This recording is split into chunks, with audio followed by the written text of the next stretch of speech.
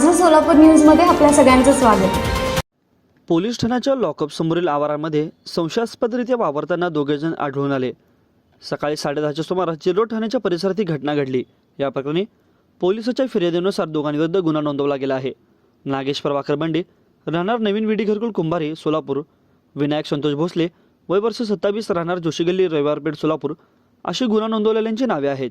या प्रकरणी Jail Road police ठाण्याच्या हवालदार यांनी फिर्याद दिली असून यामध्ये वरील दोन्ही आरोपी सकाळी 10:30च्या सुमारास जेलरोड पोलीस ठाण्याच्या पुरुषांसाठीच्या लॉकअप परिसरात प्रवेशास बंदी असताना देखील या परिसरात संशयास्पद स्थितीत वावरत होते। फिर्यादीच्या निदर्शनास आले। या प्रकरणी वरिष्ठांना कल्पना देण्यात आली। त्यानुसार फिर्यादीनुसार त्यांच्यावर गुन्हा दाखल करण्यात आला असून अधिक तपास फौजदार जाधव हे करीत आहेत।